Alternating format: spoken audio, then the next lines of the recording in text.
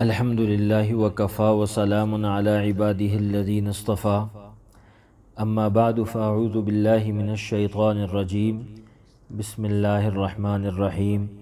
الرجال قوامون علی النساء بما فضل اللہ بعضهم علی بعض وبما انفقوا من اموالهم فالصالحات قانتات حافظات للغیب بما حفظ اللہ واللاتی تخافون نشوزهن فعظوهن واهجروهن في المضاجع واضربوهن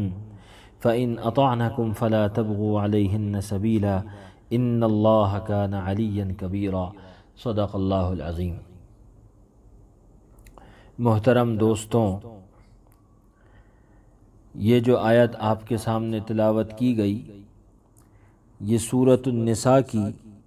34 نمبر آیت ہے۔ جیسا کہ اس سے پہلے والے درس میں اس بات کو بیان کیا گیا تھا کہ اللہ تعالیٰ نے اس صورت میں سورۃ النساء میں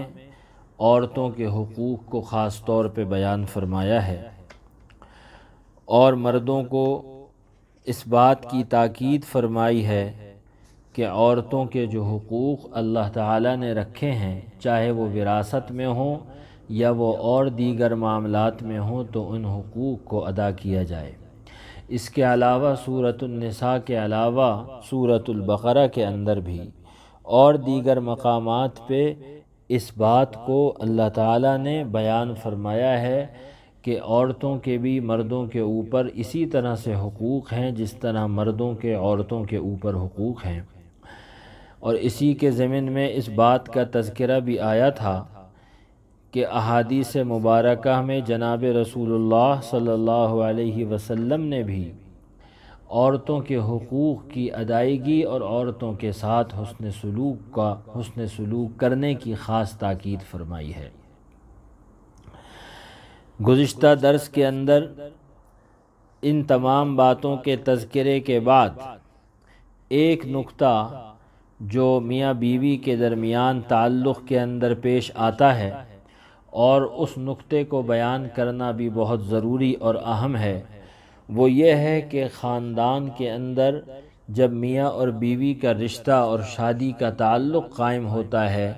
تو اس کے بعد آپس میں بعض دفعہ معاملات ایسے پیش آ جاتے ہیں کہ جو آپس کی ناراضگی کے باعث بنتے ہیں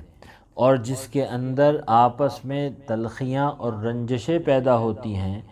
اور جس سے یہ نکاح کا رشتہ متاثر ہونے کا خطرہ ہوتا ہے۔ چنانچہ قرآن کریم نے اس سورۃ النساء کے اندر اور خاص طور سے اس آیت میں اور اس کے بعد والی آیت میں آیت نمبر 34 اور 35 میں اس خاندانی جھگڑے کو حل کرنے کا طریقہ اور میاں اور بیوی کے تعلقات کو درست طور پر قائم رکھنے کا طریقہ بیان فرمایا ہے۔ اس کے علاوہ سورۃ البقرہ کے اندر جہاں پہ طلاق کے احکامات کو بیان فرمایا ہے وہاں پر بھی ان چیزوں کو مختصر طور پہ ذکر فرمایا ہے، لیکن مکمل تفصیل کے ساتھ اور تمام مراحل کے ساتھ اس آیت میں آیت نمبر 34 اور 35 کے اندر اللہ پاک نے بیان فرمایا ہے کہ میاں اور بیوی کے تعلقات میں وہ کون سی چیزیں ہوتی ہیں کہ جن کو وہ کون سے مراحل ہوتے ہیں جن کو اختیار کرنا چاہیے تاکہ یہ رشتہ نکاح کا اور شادی کا اپنی جگہ پر برقرار رہے۔ چنانچہ اس آیت مبارکہ میں سب سے پہلے تو اللہ تعالیٰ نے مرد کی اور عورت کے اس رشتے کے اندر اس بات کا تعین فرمایا ہے کہ اللہ نے اس رشتے کو اور اس خاندانی نظام کو چلانے کے لیے جس کو برتری اور تھوڑی سی فضیلت عطا فرمائی ہے وہ مرد اور عورت میں سے وہ مرد ہے، شوہر ہے، جس کو اللہ نے فضیلت اور برتری عطا فرمائی ہے اس اعتبار سے کہ وہ اس خاندانی نظام کا سربراہ ہے اور وہ اس خاندانی نظام کا حاکم ہے، اس خاندانی نظام کا نگران ہے، تاکہ یہ نظام اپنی جگہ پہ برقرار رہے اور چلتا رہے۔ چنانچہ فرمایا الرجال قوامون علی النساء، مرد نگران ہیں عورتوں پر، مرد حاکم ہیں عورتوں پر۔ یہاں پہ حاکمیت سے مراد اور نگرانی سے مراد یہ ہے کہ اس نظام کو جو خاندان کی شکل میں وجود میں آتا ہے میاں اور بیوی کے رشتے سے، اور بعد میں اس میں اولادوں کا اضافہ ہوتا ہے، تو یہ جو نظام ہوتا ہے اس نظام کو چلانا، اس نظام کے اندر فیصلے کا اختیار وہ اللہ تعالیٰ نے مرد کے ہاتھ میں رکھا ہے، تاکہ یہ نظام بحسن و خوبی، خوش اسلوبی کے ساتھ چلتا رہے۔ اس لیے کہ دنیا کے اندر کوئی نظام ایسا چل نہیں سکتا کہ جس نظام کے اندر کوئی حاکم اور کوئی نگران، کوئی منتظم اعلیٰ نہ ہو۔ نہ وہ اسکول، نہ وہ مدرسہ، نہ وہ یونیورسٹی، اور نہ وہ کوئی دکان، نہ کوئی فیکٹری، دنیا کا کوئی ادارہ، ایک ادارہ بھی ایسا نہیں ہو سکتا کہ جہاں پہ کوئی ایک آدمی فیصلہ کن طاقت کا اور اختیار کا مالک نہ ہو اور وہ نظام بحسن و خوبی چل رہا ہو۔ اس لیے کہ جہاں پر دو یا دو سے زیادہ افراد جمع ہوتے ہیں تو وہاں پر اختلاف رائے پایا جاتا ہے، وہاں پر رائے کا اختلاف آتا ہے، اور اس رائے کے اختلاف کو دور کرنے کا ایک طریقہ یہ ہے کہ آپس میں مشورہ کیا جائے اور رائے کا اتفاق کر لیا جائے، اور دونوں آپس کے اندر کسی ایک رائے پر متفق ہو جائیں۔ یہی بہترین طریقہ خاندانی نظام کے اندر اور گھریلو نظام کے اندر بھی ہے، لیکن اس کے باوجود بہت سے مقامات ایسے آتے ہیں جہاں پر دونوں افراد کسی ایک رائے پر متفق نہیں ہو پاتے، اور فیصلہ کن رائے کا اور فیصلہ کن جو تبصرہ ہے اور فیصلہ ہے، جملہ ہے، اس کی ضرورت پڑتی ہے، تو وہ شریعت مطہرہ نے چونکہ ہر گھر کے اندر یہ معاملہ پیش آنا ہے، اور انسان چاہے وہ مرد ہو یا وہ عورت ہو، اس کو کوئی بیوی ملتی ہے یا اس کو کوئی شوہر ملتا ہے، اور یہ ہر گھر کا مسئلہ ہے، لہٰذا خالق کائنات نے اس کو انسانوں پر نہیں چھوڑا کہ کوئی یہ فیصلہ کرے کہ جی میرے گھر کے اندر تو میں سربراہ ہوں اور میں مرد ہوں، اور کوئی دوسرا گھرانہ یہ فیصلہ کرے کہ ہمارے گھر کے اندر تو عورت سربراہ ہے اور مرد جو ہے وہ اس کا زیر نگین ہے، بلکہ یہ اللہ تعالیٰ نے اس خالق کائنات نے یہ فیصلہ خود کر کے بتلا دیا ہے کہ مردوں کو ہم نے عورتوں کے اوپر حاکم بنایا ہے اور نگران بنایا ہے، اور آگے اس کی دو وجوہات ذکر فرمائی ہیں، بما فضل اللہ بعضهم علی بعض وبما انفقوا من اموالهم۔ مردوں کے حاکم اور نگران ہونے کی دو وجوہات بیان فرمائی ہیں۔ پہلی وجہ تو یہ بیان فرمائی کہ اللہ نے مردوں کو عورتوں پہ فضیلت عطا فرمائی ہے، اللہ نے بعض کو بعض پر فضیلت عطا فرمائی ہے، یعنی اللہ نے مردوں کا رتبہ عورتوں سے اس اعتبار سے بڑھایا ہے کہ دنیا میں ان کو مردوں کے زیر نگین، دنیا میں مردوں کو عورتوں سے ایک درجہ اوپر رکھا ہے کہ فیصلے کا اختیار مردوں کے ہاتھ میں دیا ہے۔ آخرت میں، نیکی میں، تقوی میں اللہ کے ہاں درجے میں کون زیادہ ہے؟ کوئی عورت زیادہ ہو سکتی ہے، کبھی کہیں کوئی مرد زیادہ ہو سکتا ہے، یہاں پہ اس کی بات نہیں ہو رہی، لہٰذا بہت ممکن ہے کہ ایک خاندان کے اندر جو مرد یعنی شوہر ہے وہ اللہ کے ہاں آخرت کے اعتبار سے اس درجے اور مقام کا حامل نہ ہو کہ جس درجے اور مقام کی مالک اس کی بیوی ہے، کہ وہ اس کی بیوی زیادہ عبادت گزار، زیادہ پرہیزگار ہو، اللہ کے ہاں زیادہ مقبول ہو، لیکن یہ دنیا کے نظام کو چلانے کے لیے بات ہوتی ہے، تو فرمایا کہ یہ دنیا کے نظام کو چلانے کے لیے کسی ایک کو فیصلے کا اختیار دیا جاتا ہے۔ اللہ تعالیٰ نے جنس کے اعتبار سے مردوں کی جنس کو اس بات کا اختیار دیا ہے اور ان کو ایک طرح سے حاکمیت اور سربراہی عطا فرمائی ہے۔ تو چنانچہ ایک تو بات یہ کہ اللہ نے یہ فیصلہ کر دیا ہے جس کے اندر نہ مردوں کا کوئی اختیار ہے اور نہ عورتوں کا کوئی اختیار ہے، لہذا ایک تو وجہ یہ، اور دوسری وجہ یہ کہ بما انفقوا من اموالہم، اس وجہ سے کہ مردوں نے اپنے مال خرچ کیے ہیں، یہاں پر یہ نقطہ بیان فرمایا ہے کہ خاندانی نظام کو چلانے کے لیے جو اخراجات ہیں وہ مرد کے ذمے ہوا کرتے ہیں، چنانچہ مرد ہی عورت کو جب بیاہ کر کے لاتا ہے اور شادی کر کے لاتا ہے تو وہ اخراجات کو برداشت کرتا ہے، پھر مہر بھی ادا کرتا ہے، پھر عورت کے نان نفقے اور اخراجات کی بھی ذمہ داری اٹھاتا ہے، کھانے پینے، لباس کے، رہائش کے اخراجات اٹھاتا ہے، بچے ہوتے ہیں تو ان کی تعلیم و تربیت کے اخراجات، ان کی صحت کے تمام ضروریات کے انتظامات وہ مرد ہی کیا کرتا ہے۔ لہٰذا مرد اس خرچے کی وجہ سے اور ان اخراجات کو پورا کرنے کی وجہ سے بھی اس بات کا تقاضا کرتا ہے کہ مرد کو عورتوں کے اوپر ایک حاکمیت اور ایک سربراہی کا تعلق مردوں کے ساتھ قائم ہو، اور مرد عورتوں کے ساتھ اس تعلق کے اندر فیصلہ کن اتھارٹی کی حیثیت رکھتے ہوں۔ لیکن اس کا مطلب یہ نہیں ہے، خوب سمجھ لیجئے کہ اس کا مطلب یہ نہیں ہے کہ قرآن کریم نے یا اسلام نے عورتوں کا رتبہ کم کر دیا ہے۔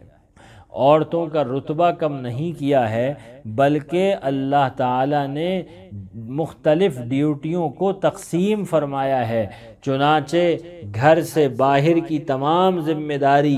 مرد کے اوپر ڈال دی ہے، اور گھر کے اندر کی ذمہ داری عورت کے اوپر ڈال دی ہے، اور گھر کے اندر کے معاملات کو نمٹانا اور ان کے فیصلہ کرنے کا اختیار اللہ نے مرد کے ہاتھ میں رکھا ہے، جو کہ لازماً کسی ایک کے پاس ہی ہونا ہے، یا تو وہ مرد کے پاس ہوتا یا وہ عورت کے پاس ہوتا۔ ایک خاندان کے اندر دو کو اختیار برابر کا کبھی نہیں ہو سکتا، اس لیے کہ ورنہ وہ خاندان، وہ ادارہ اور وہ جگہ باقی نہیں رہ سکتی، وہ نظام نہیں چل سکتا جہاں دو لوگوں کو برابر کے اختیارات حاصل ہوں، بلکہ کسی ایک کو فیصلہ کن اتھارٹی ماننا پڑتا ہے۔ اور وہ جب اگر انسانوں کے اوپر چھوڑ دیا جاتا تو ہر گھر کے اندر جھگڑے ہوتے، لہٰذا اللہ تعالیٰ نے اس معاملے کو از خود طے فرما دیا ہے۔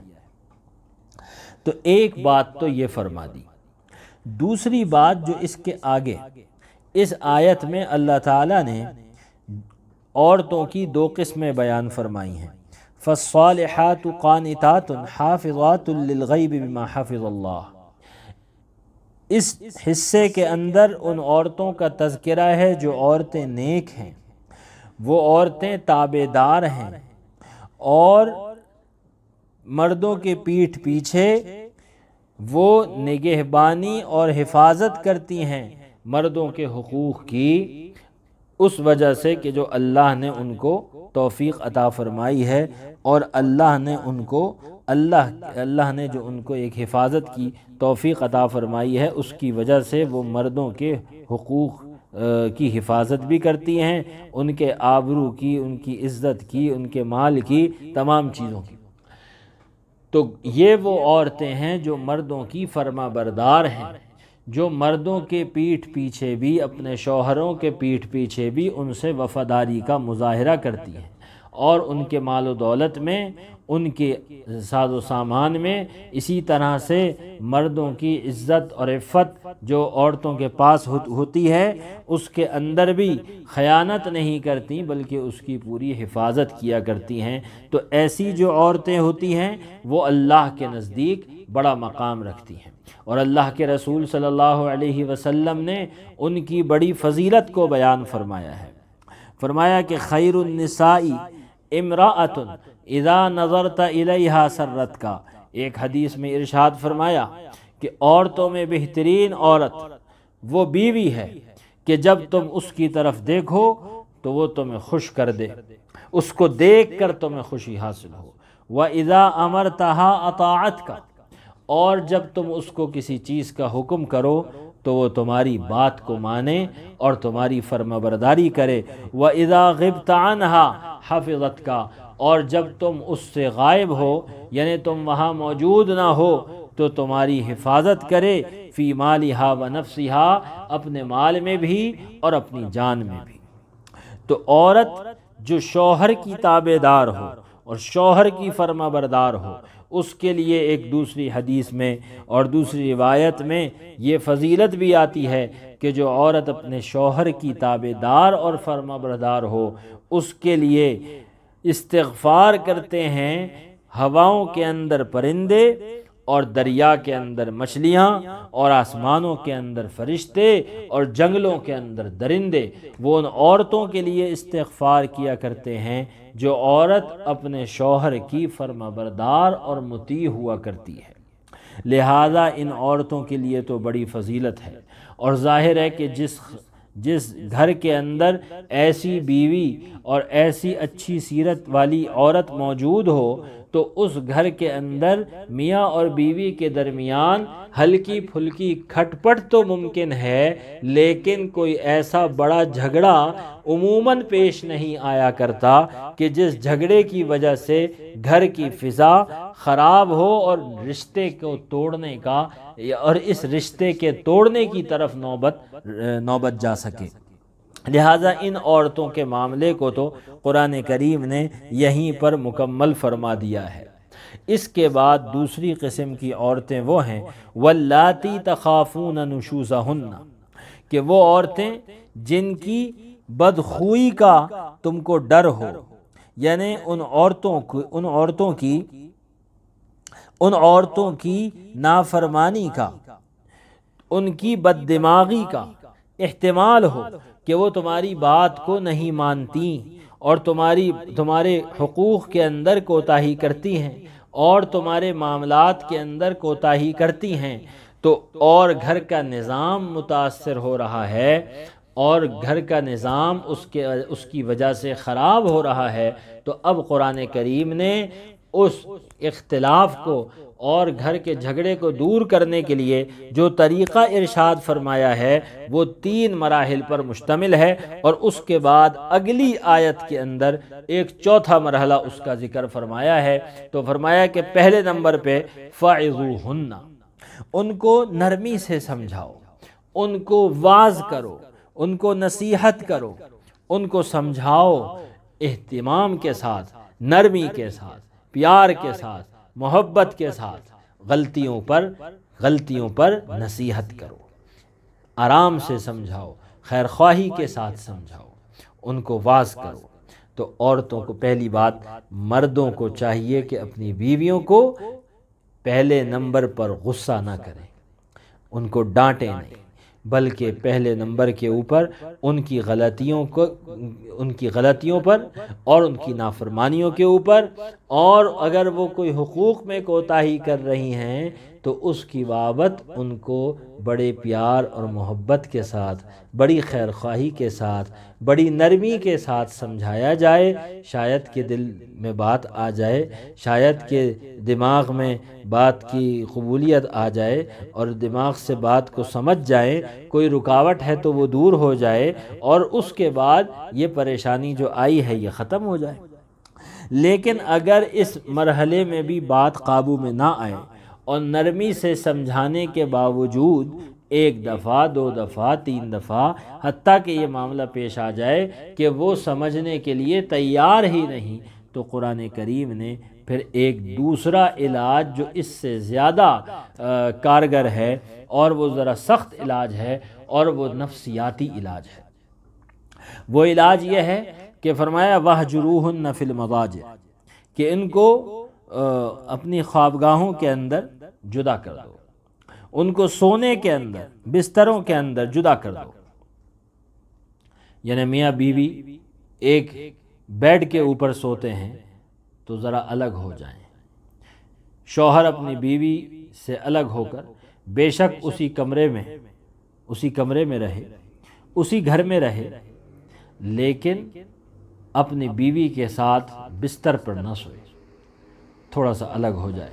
یہ بستر پر نہ چھوڑنا یہ ایک شریف عورت کے لیے، ایک سمجھدار عورت کے لیے بہت بڑی سزا ہے، اور اس کی وجہ سے جو مرد کی ناراضگی کا اظہار ہوگا وہ عورت کو اس طرف متوجہ کرے گا اور عورت کو اس طرف برانگیختہ کرے گا کہ اپنے شوہر کی بات کو تسلیم کرے، اپنے شوہر کی ناراضگی کو دور کرے اور اس کو راضی کرے، اور جو نکاح کے رشتے کے اندر جو رکاوٹ پیش آ رہی ہے، جو تلخی پیش آ رہی ہے، اس تلخی کو دور کیا جائے۔ چنانچہ اس مرحلے پر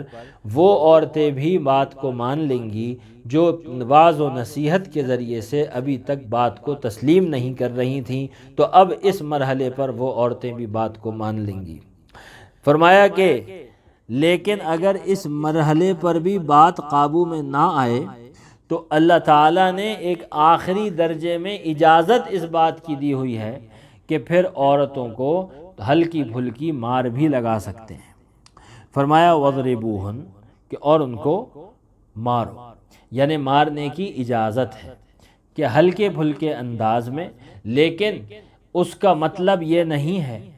کہ عورتوں کو مارنے کی اجازت قرآن کریم دیتا ہے اور کھلی طور پہ دیتا ہے، نہیں، بلکہ واضح طور پر احادیث مبارکہ میں جناب نبی پاک علیہ الصلاۃ والسلام نے اس کی حدود اور اس کی قیود کو بیان فرمایا ہے، اور اس بات کو واضح طور پر اس بات کو بیان فرما دیا ہے کہ اس سے مراد بہت معمولی مار ہے جس سے عورتوں کو تنبیہ ہو، لیکن اس مار کا مقصد ان کو تکلیف پہنچانا نہیں ہے، ان کو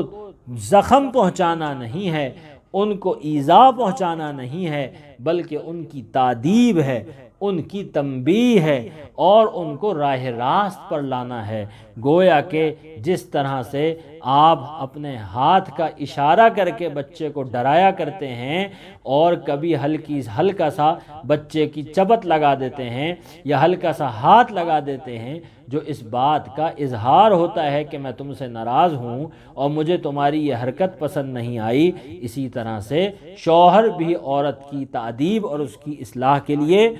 یہ کام کر سکتا ہے، لیکن اس کی شرط یہ ہے کہ وہ مار ایسی نہ ہو کہ جس سے بدن کے اوپر نشان آئے۔ بدن کے اوپر نشان نہیں آنا چاہیے اس مار کا، نمبر 1۔ نمبر 2، اس مار سے کوئی زخم نہ آئے، کوئی کھال نہ پھٹے، کوئی ہڈی پہ چوٹ نہ آئے، کوئی زخم نہ آئے، اور نمبر 3، چہرے پر نہ مارا جائے۔ انتہائی واضح شرائط اور انتہائی واضح قیود نبی پاک علیہ السلام نے بیان فرمائی، نہ چہرے پر مارنے کی اجازت، نہ ہڈی کو نقصان پہنچانے کی اجازت، نہ کوئی زخم آئے، نہ کوئی بدن پر نشان لگے۔ اس کا مطلب یہ ہے کہ جو اگر ضرب ہوگی تو وہ ضرب اتنے ہلکی ہوگی کہ جس سے زخم بھی نہ آئے تک اور ہڈی پر بھی اثر نہ پڑے اور بدن پر بھی نشان نہ آئے، لہٰذا یہ معاملہ اس ضمن میں کبھی جا ہی نہیں سکتا جس کو تشدد کہا جاتا ہے۔ چنانچہ آج کے زمانے میں ایک بڑا اعتراض یہ ہوتا ہے، اور قرآن کریم کی اس آیت کو لے کر بعض بے دین لوگ اور بعض مغرب زدہ لوگ یہ اعتراض کیا کرتے ہیں کہ اسلام میں عورتوں کو مارنے کا تصور دیا گیا ہے۔ خوب یاد رکھیے کہ اسلام میں عورتوں کو مارنے کا تصور نہیں دیا گیا ہے، بلکہ عورتوں کی اصلاح کا تصور دیا گیا ہے۔ چنانچہ دنیا کے کسی اور نظریے میں، کسی اور مذہب میں لا کے دکھائیے کہ خاندانی نظام کو برقرار رکھنے کے لیے اور خاندانی نظام کو جوڑ کر رکھنے کے لیے یہ مراحل اور یہ درجات اسٹیپ بائی اسٹیپ،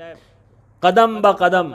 ایسے مراحل کو بیان فرمایا گیا ہو جس سے مرد اور عورت کا رشتہ اپنی جگہ برقرار رہ سکے، اور کسی کی طرف سے کوئی کمی بیشی ہو تو وہ کمی بیشی کو دور کیا جا سکے، اور جو خاندانی نظام جو مرد اور عورت کے جدا ہونے سے بکھر جاتا ہے اور ٹوٹ جایا کرتا ہے، اور بچوں کی تعلیم و تربیت اور ان کے اخلاق اور ان کی نفسیات اور ان کا معاش، یہ سارے سلسلے بکھر جایا کرتے ہیں اور ٹوٹ جایا کرتے ہیں، متاثر ہو جایا کرتے ہیں، تو اسلام یہ چاہتا ہے کہ مرد اور عورت کا رشتہ یہ برقرار رہے اور اس کے اندر کسی قسم کا کوئی رخنہ پیدا نہ ہو، چنانچہ اس کو ہر ممکن طریقے سے جائز حدود کے اندر برقرار رکھا جائے۔ چنانچہ جو عورتیں واعظ و نصیحت سے مان جائیں تو ان کو واعظ و نصیحت سے منایا جائے گا، اور وہ اس سے اگر نہیں مانتی تو بستر میں الگ کیا جائے گا، اور اگر اس سے بھی نہیں مانتی تو ہلکی پھلکی ضرب لگائی جا سکتی ہے ان حدود کے ساتھ کہ جو اسلام نے بتلائی ہیں۔ اب یہ بات آپ ذرا سمجھیے اور اس نقطے پر ذرا غور فرمائیے کہ جو حدود میں نے آپ کے سامنے ذکر کی ہیں احادیث مبارکہ کی روشنی میں، کہ بدن پر نشان نہ آئے، زخم نہ آئے، ہڈی پر فرق نہ آئے اور چہرے پر نہ مارا جائے، کوئی آدمی اگر غصے کے اندر اپنی بیوی پر ہاتھ اٹھاتا ہے تو ان حدود کا خیال رکھے، یہ بہت مشکل ہے۔ عام طور پہ جو گھریلو تشدد کے واقعات ہوتے ہیں، گھر کے اندر جو تشدد کے واقعات پیش آتے ہیں، کوئی اپنی عورت پر تیزاب کو ڈالتا ہے، کوئی اس کو آگ میں جلانے کی کوشش کرتا ہے، کوئی پیٹرول ڈال دیتا ہے، کوئی چہرے پر مارتا ہے، کوئی ڈنڈا اٹھاتا ہے، کوئی ہاتھ میں پکڑی ہوئی چھڑی سے تشدد کا نشانہ بناتا ہے، تو یہ تمام صورتیں وہ ہیں کہ جن کی اسلام نے کسی بھی طور پر اجازت نہیں دی ہے، جن کی اسلام نے بالکل قطعیت کے ساتھ ممانعت فرمائی ہے۔ اگر کوئی شخص اس کے باوجود یہ کام کرتا ہے تو یاد رکھیے کہ وہ آدمی ہے کہ جس کا اسلام کی تعلیمات سے کوئی تعلق نہیں ہے، یا وہ اسلام کی تعلیمات کو اس سلسلے میں مانتا نہیں ہے، اسی وجہ سے وہ عورتوں کے ساتھ وہ معاملہ اختیار کر رہا ہے کہ جو معاملہ اختیار کرنا اسلام کی نظر میں جائز نہیں ہے۔ لہذا کسی بھی طور پر گھریلو تشدد کے واقعات کا الزام اسلام کے اوپر، قرآن کے اوپر اور دین کے اوپر نہیں ڈالا جا سکتا۔ نہ تو اسلام نے عورت پہ تیزاب پھینکنے کی اجازت دی ہے، نہ اس کو جلانے کی اجازت دی ہے، نہ ایسے مار پیٹ کی اجازت دی ہے کہ جو مار پیٹ غصے میں بے آپے ہو کے کی جاتی ہے، اور جس میں نہ سر دیکھا جاتا ہے، نہ منہ دیکھا جاتا ہے، نہ زخم دیکھے جاتے ہیں، اور سسکیاں لے کے اور ایذا دے کر عورت کو تڑپایا جاتا ہے۔ العیاذ باللہ، اسلام میں ایسا کوئی تصور نہیں ہے اس جانوروں والے طریقے کا، اور اس حیوانی طریقے سے عورت کو مارنے کا اسلام میں کوئی تصور نہیں ہے۔ اسلام اس سے بالکل منزہ اور پاک ہے۔ اسلام نے عورت کو تکلیف دینے کی، عورت پہ تشدد کرنے کی اجازت نہیں دی ہے، بلکہ اسلام نے عورت کو ادب سکھانے کی اور اس کی غلطیوں کو دور کرنے کی تعلیم دی ہے، جس کے مراحل اور جس کے اسٹیپ بتائے گئے ہیں۔ اور یہ بھی سن لیجئے کہ نبی پاک علیہ السلام نے اپنی احادیث مبارکہ میں اس بات کو واضح طور پہ بیان فرمایا ہے کہ ان حدود اور قیود کے اندر بھی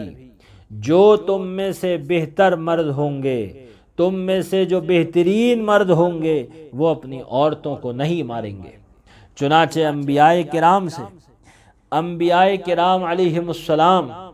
جو 1,24,000 انبیاء کرام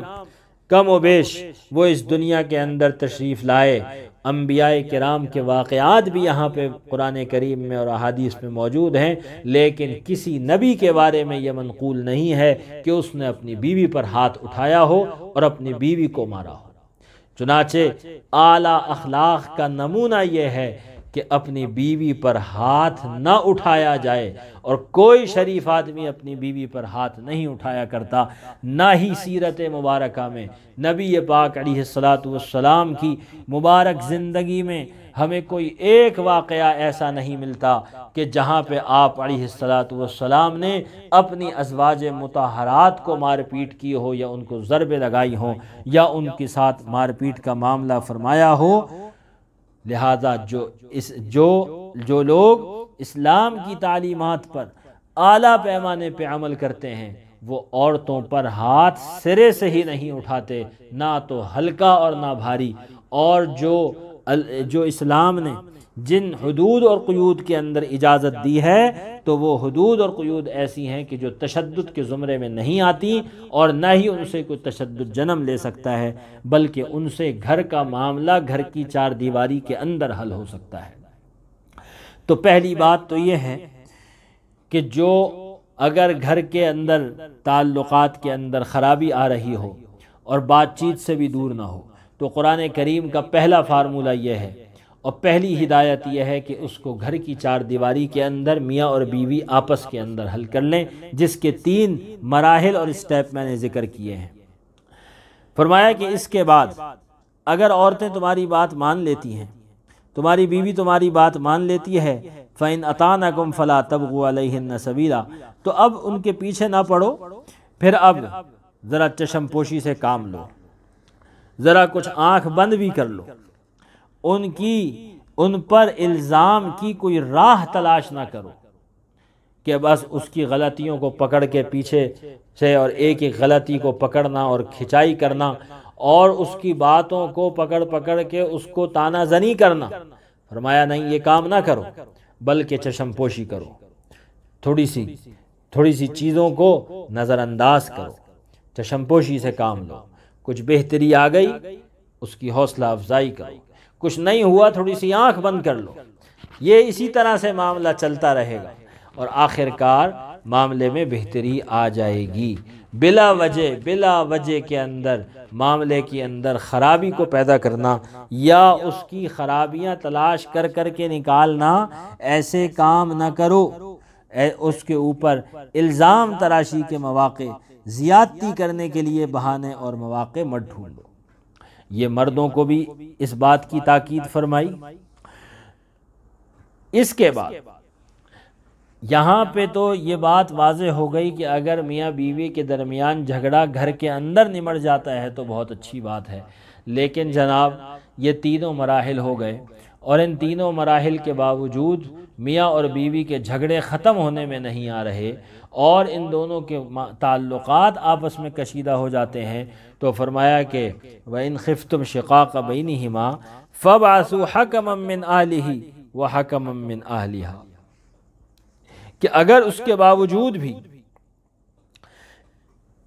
ان دونوں کے درمیان آپس میں ضد رکھنے کا معاملہ ہو اور ڈر ہو کہ یہ دونوں آپس کے اندر مل جل کر نہیں رہ رہے، بلکہ یہ دونوں آپس کے اندر ایک دوسرے کے ساتھ ضد کا معاملہ کیے ہوئے ہیں، اور ایک دوسرے کے ساتھ آپس کے اندر مل جل کر معاملے کو حل نہیں کر سکیں گے، میاں اور بیوی ایک دوسرے کے ساتھ اپنے معاملات کو حل نہیں کر سکیں گے، فرمایا کہ پھر کسی ثالث کی نوبت آئے گی،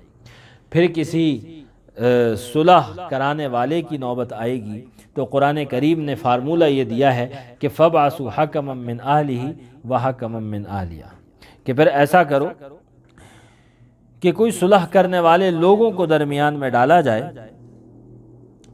ایک آدمی جو فیصلہ کرنے کی طاقت اور اہلیت رکھتا ہو وہ مرد کے خاندان سے، اور ایک آدمی جو فیصلہ کرنے کی اہلیت رکھتا ہو وہ عورت کے خاندان سے تجویز کر کے اور ان کے پاس بھیجو، اور ان دونوں کو اس بات کا اختیار دیا جائے کہ وہ دونوں کی بات سنیں، اور سننے کے بعد پھر وہ جو فیصلہ کریں اس فیصلے کو دونوں فریق تسلیم کریں گے۔ چنانچہ وہ دو حکم، جن کو قرآن کریم نے حکم کہا ہے، یعنی فیصلہ کرنے والے لوگ، وہ دونوں آئیں اور بات کو سنیں، اور ان کے اندر علم بھی ہونا چاہیے، امانت داری اور دیانت داری بھی ہونی چاہیے، اور اگر ان کی نیت میاں اور بیوی کے درمیان اصلاح کرانے کی ہے اور تعلقات کو صحیح کرانے کی ہے، فرمایا کہ اللہ ان کے معاملے کے اندر مدد فرمائیں گے، اور اللہ کی مدد شامل حال ہوگی، اور معاملے کے اندر اصلاح ہو جائے گی اور رشتہ باقی رہ جائے گا۔ تو قرآن کریم نے یہ فارمولہ عطا فرمایا ہے کہ پہلے تو گھر کے اندر معاملے کو حل کرنے کی کوشش کی جائے، اور اگر گھر کے اندر معاملہ حل نہیں ہوتا تو پھر خاندان کے اندر معاملے کو حل کیا جائے۔ ابھی عدالتوں کے اندر نہ لے کے جاؤ، معاملے کو عدالت میں نہ لے کے جاؤ، بلکہ پہلے گھر میں حل کرو، گھر میں حل نہیں ہوتا تو خاندان میں حل کرو، اور اگر خاندان میں بھی حل نہیں ہوتا اور دونوں فریق اس فیصلے کی طرف آتے ہیں کہ اب ہمارے اس رشتے کو برقرار رکھنے کی کوئی صورت نہیں ہے، بلکہ دونوں کے درمیان تعلقات اتنے کشیدہ ہیں کہ اب دونوں کا آپس میں ایک دوسرے کے ساتھ رہنا اللہ کی حدود کو توڑنے کے مترادف ہوگا، اور دونوں فریق اللہ کے دیے ہوئے احکامات کی رعایت نہیں رکھیں گے،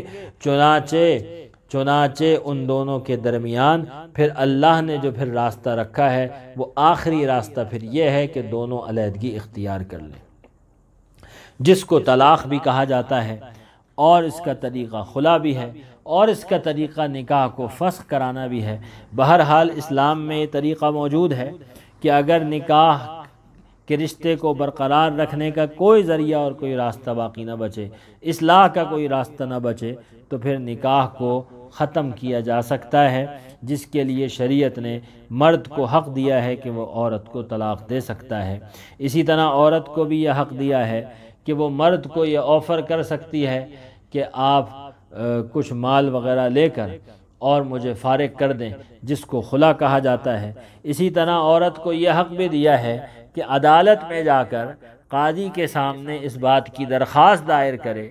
کہ یہ مرد میرے حقوق کے اندر فلاں طور پہ کوتاہی کرتا ہے، اور اس کی وجہ سے میں اس کے ساتھ نہیں رہ سکتی، لہذا میرا اور اس کا نکاح فسخ کیا جائے، ختم کیا جائے، اور قاضی ان شرائط کو پورا کرتے ہوئے اور پھر مقدمہ کو مکمل طور پہ کارروائی کرنے کے بعد اس نتیجے پر پہنچتا ہے کہ یہ عورت کا دعویٰ درست ہے اور یہ نکاح کو فسخ کرنا ہے، تو وہ نکاح کو فسخ بھی کیا جا سکتا ہے۔ البتہ شریعت مطہرہ کی تعلیم یہ ہے کہ طلاق کوئی پسندیدہ چیز نہیں ہے، طلاق کوئی اچھی چیز نہیں ہے۔ چنانچہ حدیث شریف میں ارشاد فرمایا کہ ابغض الحلال الی اللہ الطلاق، کہ اللہ کے ہاں حلال چیزوں میں جو سب سے زیادہ ناپسندیدہ چیز ہے وہ اللہ کے نزدیک وہ طلاق ہے۔ رشتے کو ختم کرنا، شیطان کی پوری کوشش ہوتی ہے کہ نکاح کے رشتے کو، میاں اور بیوی کے رشتے کو چھوٹی چھوٹی باتوں سے ختم کروا دیا جائے، اور ان دونوں کو آپس میں ایک دوسرے سے دوری اور نفرت کے اوپر آمادہ کیا جائے۔ لہذا طلاق کا عمل اللہ کے ہاں بڑے ناپسند ہے۔ اسی لیے اس بات کی تعلیم دی ہے کہ غصے کے اندر طلاق نہ دی جائے، غصے میں طلاق نہ دی جائے، بلکہ اس کو خوب ٹھنڈے دل سے سوچ سمجھ کے فیصلہ کیا جائے۔ اسی طرح اس بات کی بھی تاکید فرمائی ہے کہ طلاق کو اس حالت میں نہ دیا جائے کہ جب عورت اپنی ناپاکی کے دنوں کے اندر ہو، کیونکہ اس سے عورت کی عدت لمبی ہو جاتی ہے۔ لیکن ان باتوں کا خیال تو وہی رکھے گا کہ جو غصے میں پاگل نہ ہوا ہو، اور جو لڑائی جھگڑے کا یا عورت کی زبان سے کوئی دو جملے سن کر آپے سے بے آپے نہ ہو جائے، اپنے آپے سے باہر نہ ہو جائے، وہی اس بات کا خیال رکھے گا کہ شریعت کی تعلیم کیا ہے۔ شریعت کی تعلیم طلاق کے بارے میں یہ ہے کہ غصے میں نہ دی جائے۔ دوسری تعلیم یہ ہے کہ عورت کی ناپاکی کے دنوں میں نہ دی جائے۔ تیسری تعلیم یہ ہے کہ عورت کی پاکی کے دنوں میں دی جائے، لیکن وہ پاکی کے دن بھی ایسے ہوں کہ ان دنوں میں عورت کے ساتھ مرد نے اپنے جنسی تعلق کو، رشتہ حقوق زوجیت کو ادا نہ کیا ہو۔ یہ بھی تعلیم ہے، اس کا بھی خیال رکھے۔ اور پھر اس کے ساتھ ساتھ یہ بھی شرط ہے کہ 3 طلاقیں اکٹھی نہ دی جائیں، بلکہ ایک طلاق دی جائے، ایک طلاق دی جائے، اور اس کے بعد عدت گزرنے تک چھوڑ دیا جائے کہ جب عورت کی عدت گزر جائے تو عدت گزرنے کے بعد جو عدت عام حالات کے اندر 3 ماہواریاں ہوا کرتی ہیں، 3 مینسز ہوا کرتے ہیں، تو وہ جب گزر جائیں گے تو اس کے بعد وہ عورت مرد کے نکاح سے باہر ہو جائے گی۔ تو یہ اتنی شرائط کے ساتھ طلاق کی اجازت دی ہے۔ 3 طلاقیں بھی منع ہیں، لیکن یاد رکھیے اگر کسی نے دے دی، جس طرح غصے میں طلاق نہیں دینی ہے لیکن کسی نے دے دی تو طلاق ہو جائے گی، اسی طرح اگر کسی نے عورت کی ناپاکی کے دنوں میں طلاق دی تو غلط کام کیا لیکن طلاق ہو جائے گی۔ اسی طرح سے اگر کسی نے 3 طلاقیں اکٹھی دے دی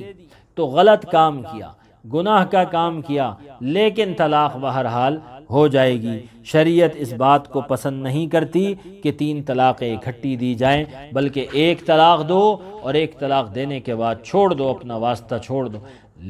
اس لیے کہ 1 طلاق دینے کے بعد اس بات کا اختیار باقی رہتا ہے کہ اگر شوہر چاہے تو وہ رجوع کر سکتا ہے، اگر اس کو عقل آ جائے تو وہ رجوع کر سکتا ہے۔ اسی طرح سے اگر عدت گزر گئی اور عدت کے درمیان انہوں نے رجوع نہ کیا تو نکاح ختم ہو جاتا ہے، دونوں ایک دوسرے کے لیے اجنبی ہو جاتے ہیں، بیوی الگ ہو جاتی ہے، شوہر الگ ہو جاتا ہے، لیکن اس کے باوجود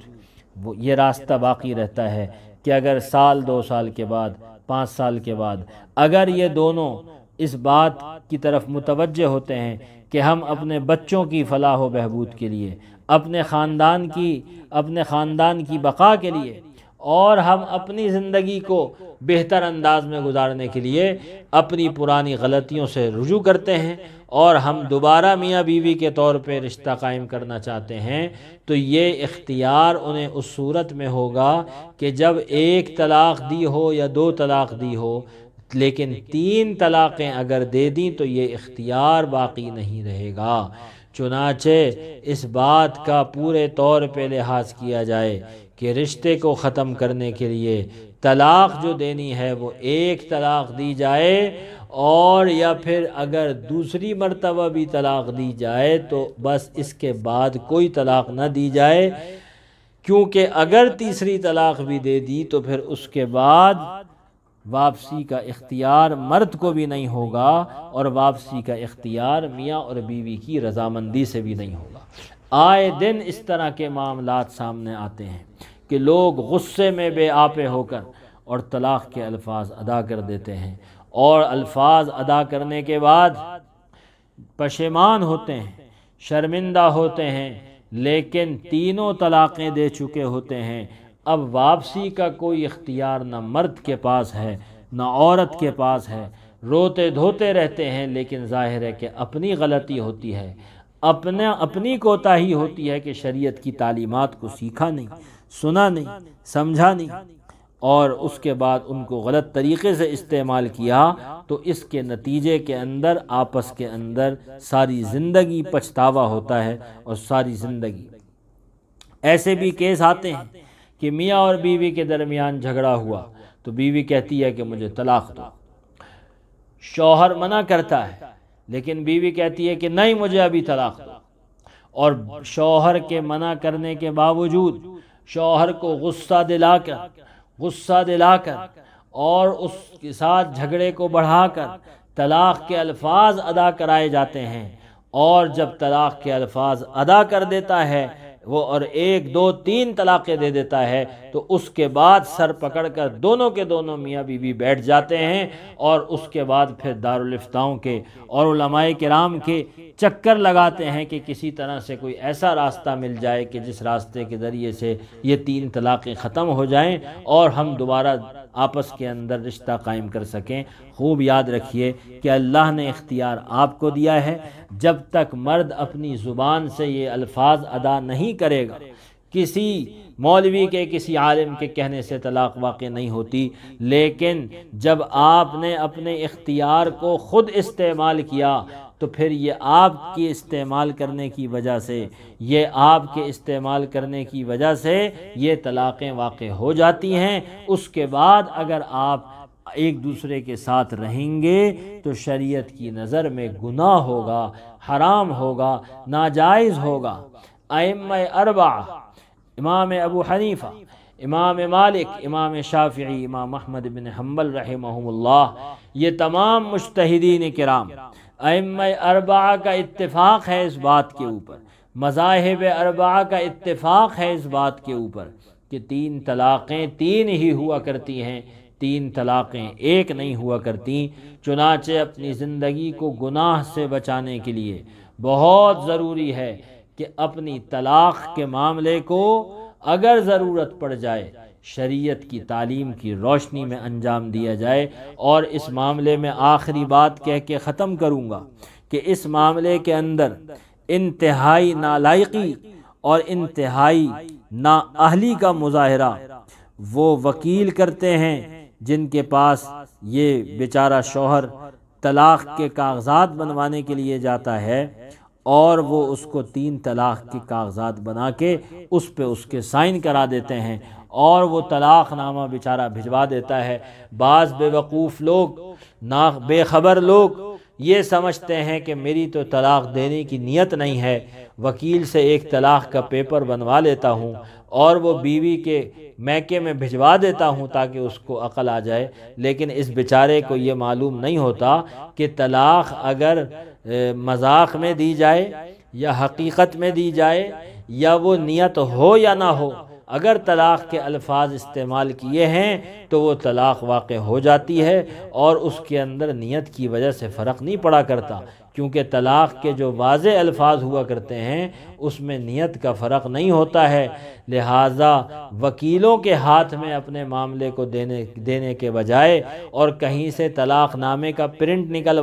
نکلوانے سے پہلے اور کوئی ڈرافٹ بنوانے سے پہلے اللہ کے لیے، اللہ کے واسطے کسی مفتی کے پاس، کسی عالم کے پاس، کسی مستند دارالافتاء کے اندر تشریف لے جائیے، وہاں اپنے معاملے کو ڈسکس کیجئے، ان کو بتلائیے اور ان سے رہنمائی لے کر ان کے بتلائے ہوئے طریقے کے مطابق زبانی یا تحریری طور پر یہ قدم اٹھائیے تاکہ آپ کے لیے آئندہ کی زندگی میں کوئی واپسی کا راستہ موجود رہے، برقرار رہے اور خدا نہ خواستہ ایسا نہ ہو کہ آپ اپنے ساری گولیاں استعمال کر چکے ہوں اور سارے پتے کھیل چکے ہوں اور اس کے بعد پچھتا رہے ہوں۔ اللہ تعالی ہم سب کو ایسے مرحلے سے محفوظ رکھے، اللہ تعالی سب کے رشتوں کے اندر محبتیں اور الفتیں قائم رکھے، اور اللہ تعالی سب کو عقل سلیم عطا فرمائے کہ میاں اور بیوی آپس کے اندر اپنے جھگڑوں کو، اپنے معاملات کو گھر کی 4 دیواری کے اندر حل کریں، نہ بیوی مرد کے ساتھ زیادتی کرے، نہ اس کی حقوق میں وہ کوتاہی کرے کہ وہ یہ کام کرنے پہ مجبور ہو، اور نہ ہی مرد اپنے دیے گئے اختیارات سے آگے بڑھے اور اس کو غلط استعمال کرے۔ خوب یاد رکھیے، خاندانی نظام کو برقرار رکھنے کے لیے اسلام نے جو اسٹیپ دیے ہیں اور جو فارمولہ بتلایا ہے، اس سے بہتر فارمولہ رہتی دنیا تک کوئی نہیں ہو سکتا ہے، اور رہتی دنیا تک کوئی آدمی اس سے بہتر طریقہ کار گھر کو بچانے کے لیے نہیں دے سکتا، کیونکہ یہ تو اس اللہ نے فارمولہ دیا ہے کہ جس اللہ ہی نے اس رشتے کو قائم فرمایا ہے اور جس اللہ نے اس رشتے کو بنایا ہے۔ دعا فرمائیے کہ اللہ تعالی ہم سب کو صحیح معنوں میں قرآن کریم سننے کی، سمجھنے کی اور اس پہ عمل کرنے کی توفیق عطا فرمائے، اور ان تعلیمات کو آگے دوسرے لوگوں تک پہنچانے کی توفیق عطا فرمائے کہ اس وقت معاشرے کے اندر طلاقوں کا رجحان انتہائی تشویشناک حد تک بڑھ چکا ہے، اور یہ سب لا علمی اور جہالت ہے شریعت کی تعلیمات سے۔ اللہ تعالی ہم سب کو صحیح معنوں میں باعمل مسلمان بنائے۔ وآخر دعوانا ان الحمدللہ رب العالمین۔ جو پڑھا گیا، سنا گیا، اللہ اس کو قبول فرمائے اور اس کی کمی کوتاہی کو اللہ پاک معاف فرمائے۔ وآخر دعوانا ان الحمدللہ رب العالمین۔